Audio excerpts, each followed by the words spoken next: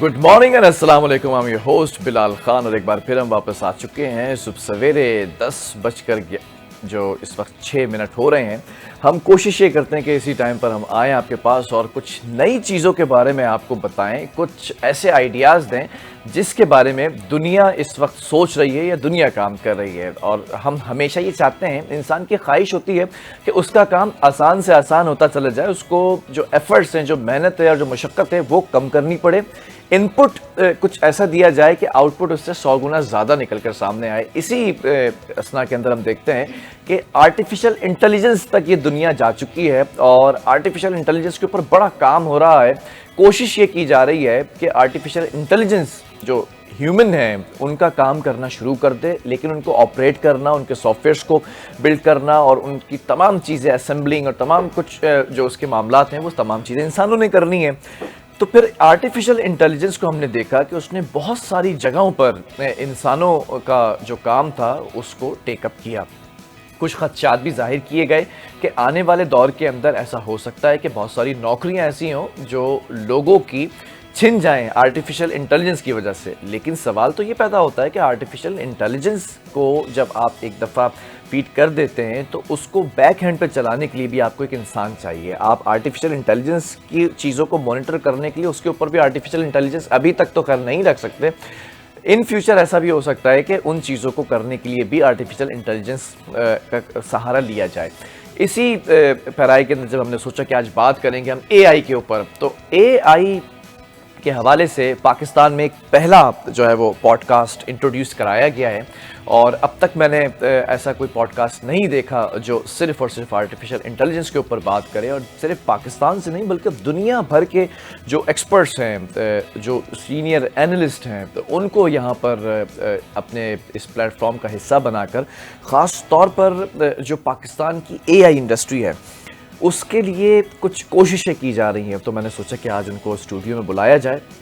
हमारे साथ बड़ी प्यारी हमारी मोअज़्ज़िज़ मेहमान इस वक्त स्टूडियो में मौजूद हैं और ये फाउंडर हैं pro AI global think tank की और साथ साथ ये फाउंडर भी हैं प्रो एआई टॉक्स की, जो स्पेसिफिकली पॉडकास्ट की फॉर्म के अंदर यहाँ पर इंट्रोड्यूस कराया गया है। अमारा आफ्ताब इनका नाम है। अमारा, अस्सलाम वालेकुम, thank you very much for joining me. वालेकुम अस्सलाम, थैंक्स फॉर इनवाइटिंग मी।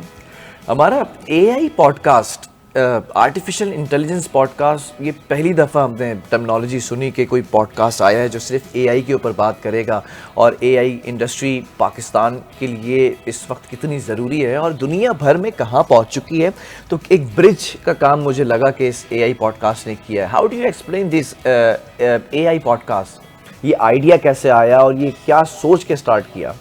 अच्छा, सबसे पहले तो बात ये है कि अवेयरनेस की बहुत ज़्यादा कमी है हमारे, अगर पाकिस्तान की बात करें हम तो when I was working on when I was doing some certifications in artificial intelligence and I was discussing in my industry, so people were like, this is something which is not present right now, this is a future.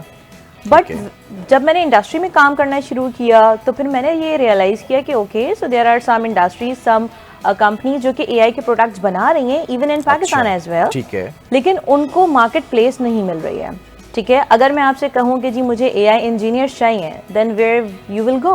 There is no such specific platform कि जहाँ पे आप AI engineer जैसी resource को जाके recruit कर सकें। ठीक है, ये कोई ऐसा प्लेटफॉर्म नहीं है अभी तक कि जहाँ पे आपको पाकिस्तान में एआई की इंडस्ट्री के अंदर क्या हो रहा है वो बताया जा सके। Very good. ये हकीकत बात है कि बहुत सारे लोगों को नहीं पता होगा कि एआई के अंदर पाकिस्तान में क्या काम हो रहा है। एग्जैक्टली। तो मैंने एक्चुअली लास्ट ईयर जो है वो कुछ फॉरेनर्स जो एआई एक्सपर्ट्स थे उनके साथ मैंने बेसिकली अपना global AI think tank create किया और उसमें हमने क्या किया कि जितने एआई एक्सपर्ट्स थे उनको अपने साथ ऑनबोर्ड करना स्टार्ट किया एंड उनके साथ मैंने पॉडकास्ट स्टार्ट किए। जब मैंने उन फॉरेनर्स एआई एक्सपर्ट्स के साथ अपने पॉडकास्ट स्टार्ट किए, देन आई रियलाइज्ड कि there should be a platform कि जहाँ पे पाकिस्तानियों को भी एक रीच मिले और वो भी इंटरनेशनल लेवल की रीच मिले, यू नो। Very good. ताकि हमारी पाकिस्तान की इकोनॉमी पे भी इफेक्ट पड़े।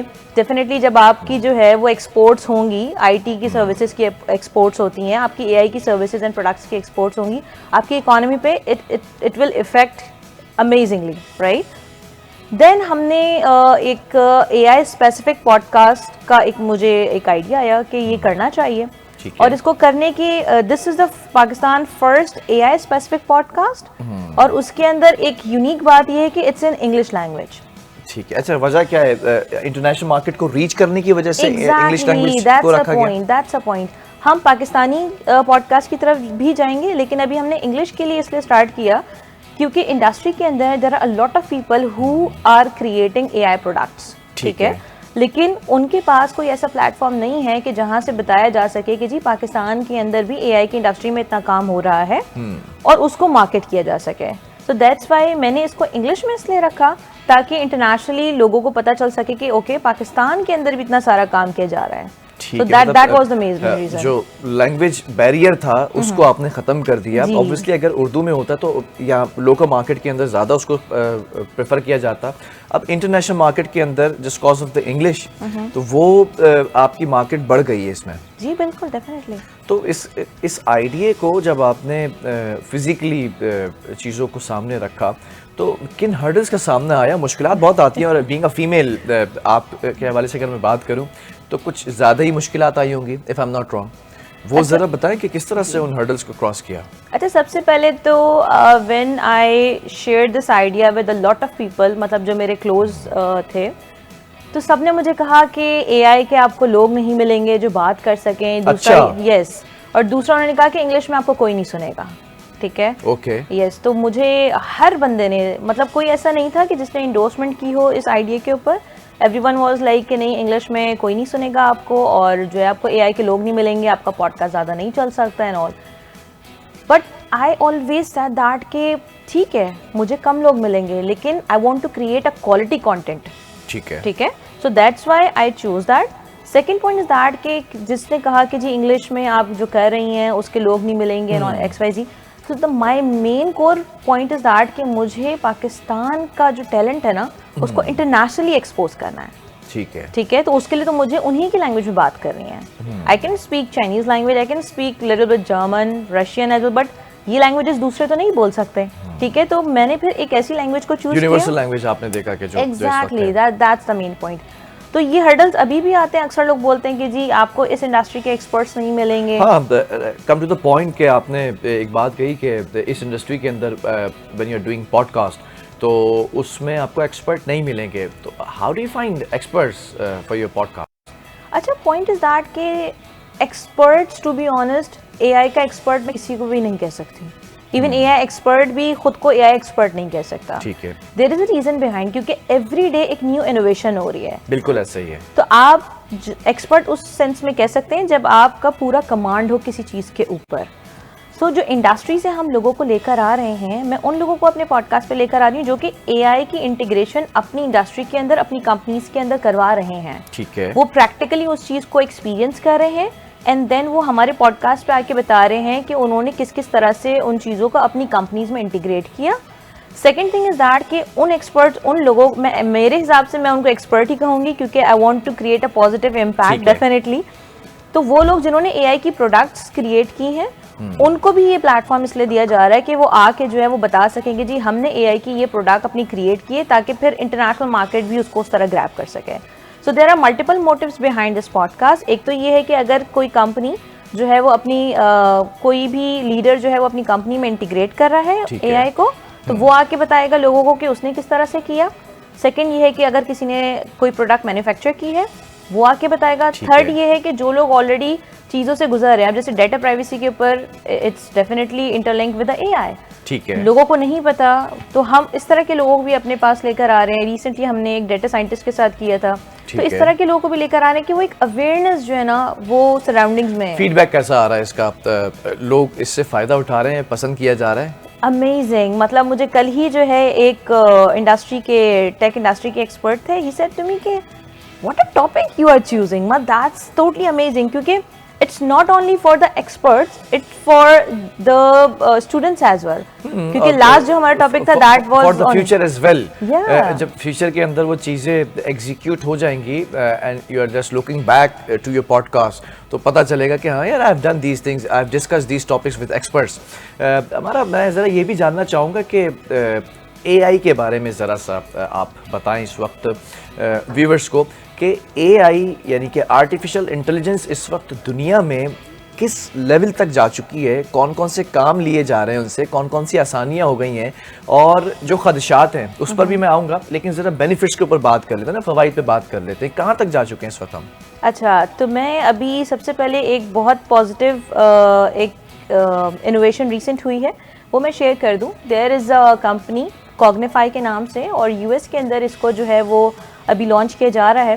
व्हाट एग्जैक्टली दे डिड, होता ये है कि बाहर के मुल्कों के अंदर जब आपके प्रिजनर्स, जब आप कैदियों को पकड़ लेते हैं तो आप जो है उनको रिहैब में भेज देते हैं, राइट।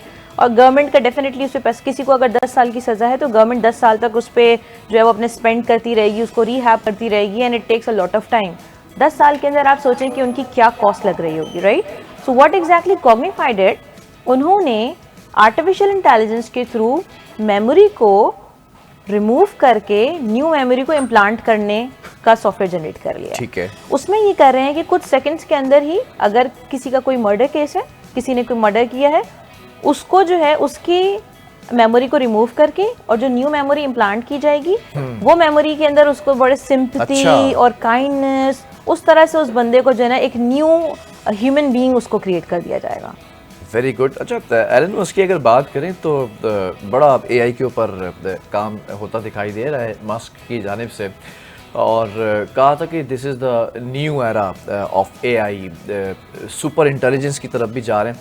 इज़ दैट पॉसिबल कि हम आर्टिफिशियल इंटेलिजेंस के अंदर जैसे ह्यूमन फीलिंग्स होती हैं, इमोशंस होते हैं, सेंटिमेंट्स होते हैं, क्या अब तक हम वो इंट्रोड्यूस करा सके हैं एआई में?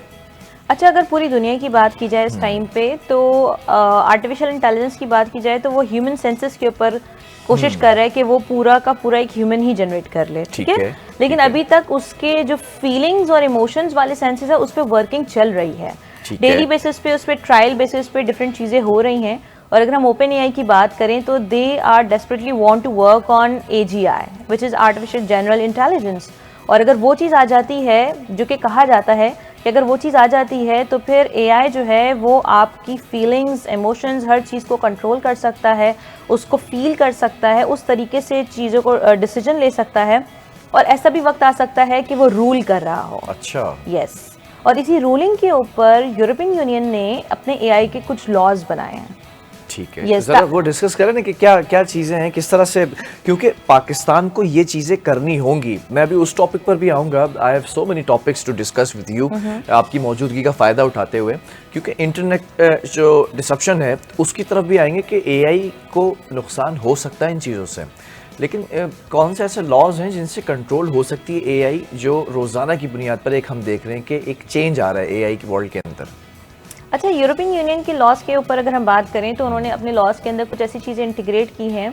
सबसे पहले हमारे लिए समझना ये ज़रूरी है कि डेटा प्राइवेसी क्या चीज़ होती है। Very good. ठीक है, यानी कि अगर आप अपने सेल फोन के अंदर अपना थंब प्रिंट दे रहे हैं, फेशियल रिकॉग्निशन दे रहे हैं, ठीक है, तो आप और आपका डेटा ऑलरेडी फ़ोन के अंदर है। जब आपका सारा डेटा, आप इवन आपका थंब प्रिंट और फेशियल रिकॉग्निशन भी आप उसको डाटा दे रहे हैं ऑलरेडी, तो क्या वो कंपनी आपका वो सारा डाटा कहीं पे यूज़ कर सकती है? बिल्कुल यूज़ कर सकती है। अच्छा। Yes, definitely. तभी यूरोपियन यूनियन ने कुछ ऐसी एप्लीकेशंस हैं, उन्होंने कहा है कि ऐसी एप्लीकेशंस जो है वो ईयू के अंदर नहीं चलाई जाएंगी कि जिसमें आपके थंब प्रिंट्स और फेशियल रिकॉग्निशंस और ये सारी चीज़ें हों। क्यों? क्योंकि आप उसका मिसयूज़ कर सकते हैं। मुझे बताएं ना, आपकी आइडेंटिटी किसी और, इवन आपके ट्विन कोई ब्रदर हो, उससे क्या डिफरेंस, क्या ऐसी चीज़ है जो कि आप दोनों को डिफरेंस क्रिएट करेगी? मतलब आप ये अलार्मिंग सिचुएशन की तरफ जा रही हैं, वो मैं ज़रा डिस्कस कर लेता हूँ जो व्यूवर्स के लिए बड़े आसानी से, कि आपका डाटा सारा, let's suppose if you are using some social sites जिसके ऊपर आपकी पिक्चर्स भी हैं, जिसके ऊपर आपके ब्रदर्स की, सिस्टर्स की, अम्मी अब्बू की, सबकी जो है वो पूरा बायोडाटा भी है, पिक्चर्स हैं, घर की आपकी तस्वीर हैं, आप कहाँ जॉब करते हैं, कौन सी यूनिवर्सिटी में पढ़ा, आपका सारा डाटा है। और अगर वो चोरी हो जाता है तो आपकी पूरी इन्फॉर्मेशन लेकर आपका एक एआई क्रिएट किया जा सकता है, या एआई ना भी क्रिएट किया जाए तो आपकी पूरी एक पर्सनैलिटी बनाई जा सकती है। अच्छा, ये वाली जो बात है ना, अब बात बहुत आगे चली गई है। ये तो डाटा ऑलरेडी हमारे पास ऑलरेडी सिस्टम पे अवेलेबल है, जो कि पब्लिकली अवेलेबल है। लेट्स सपोज फेसबुक की अगर हम बात कर लें, हम अपना फैमिली, हम अपने इवेंट्स, एवरीथिंग शेयर करते हैं। The main part is that कि आपका थंब प्रिंट वो आप कहीं शेयर करते हैं? नहीं, कहीं भी नहीं करते। Very good. सी, आपका थंब प्रिंट, आपकी गैलरी के अंदर जितनी पिक्चर्स हैं, आप सारी पिक्चर्स तो शेयर नहीं करते। नहीं करते। होता ये कि जब आप कोई एप्लीकेशन को डाउनलोड करते हैं तो वो आपसे टर्म्स एंड कंडीशंस को एग्री करने के लिए एक फॉर्म देता है। ठीक है। हम लोग जल्दी में क्या करते हैं, उसको एक्सेप्ट करते हैं एंड वी मूव ऑन। हाँ, वो एक नीचे एक टिक आता है, पहले आप चेक करते हैं देन एग्री कर देते हैं। कभी पढ़ा है उसमें क्या लिखा होता है? कोई नहीं पढ़ता। ये भी ट्रिक है ना, वो इतना डिटेल के अंदर होता है सब कुछ, और फिर उसके बाद नीचे छोटा सा लिखा होता है ना, जैसे वो हमारे एड्स में लिखा होता है कि दवाइयाँ बच्चों की पहुंच से दूर रखें और ज़्यादा बीमार होने की सूरत में डॉक्टर से रब्ता करें, जल्दी से निकल जाते हैं ना हम क्या के एक इवन कि सिगरेट का ऐड दिखाते हैं और उसमें लिखा होता है तंबाकू नोशी XYZ जो भी तो पूरा। ये इसी तरह का ही होता है एग्रीमेंट जो है ना। तो उसमें सारी चीजें मेंशन, और अगर आप उसको एक्सेप्ट नहीं करेंगे वो एप्लीकेशन आपकी वर्क नहीं करेगी। एग्जैक्टली। वो आपसे एक्सेस मांग रहे होते हैं, आपके फोटो गैलरी का, ठीक है, आपकी हर चीज का वो एक्सेस। आप अपने फोन के अंदर अपना अकाउंट डिटेल्स रखते हैं, उसके पासवर्ड्स भी सेव कर रहे होते हैं कहीं ना कहीं पे। बिल्कुल ऐसा ही। अभी एप्पल ने अपने एक चीज लॉन्च की है which is Apple intelligence. It's not artificial intelligence, this AI is Apple intelligence. Apple intelligence क्या करता है कि अगर आपने फोन सिरी से पूछा, लेट्स सपोज कि मेरे भाई की फ्लाइट आज कितने बजे है, वो क्या करेगी, सिरी आपके ईमेल में जाएगी या आपके व्हाट्सएप में जाएगी और आपके व्हाट्सएप से भाई का टिकट निकाल के उसको रीड करके और वो आपको रिस्पॉन्ड करेगी, ठीक है। फिर आपने उससे पूछा कि आज रात में मुझे डिनर पे कितने बजे जाना है और कहाँ जाना है, सेम वो सिरी आपका पूरा फोन रीड करेगी। व्हाट्सएप चैट में जाएगी, कहीं जहाँ जहाँ आपकी बात हुई है, ईमेल में, व्हाट्सएप चैट में, मैसेजेस में, विच मीन्स कि आपने पूरा एक्सेस दे दिया ना। So what is this? So this there are lot of things which are alarming. बड़ा गहरा पॉइंट है व्यूअर्स। मैं ज़रा इसको हज़म करने के लिए कमर्शियल ब्रेक की तरफ जा रहा हूँ, देन हम उसके बाद कुछ चीज़ें और डिस्कस करेंगे। हमारा यहाँ पर मौजूद है, उनकी मौजूदगी का फ़ायदा उठाएंगे, आर्टिफिशियल इंटेलिजेंस के फ़ायदे और नुकसानात दोनों पर भी बात करेंगे और इनके पॉडकास्ट के हवाले से भी कुछ चीज़ें डिस्कस करेंगे। Don't go anywhere, will be right back.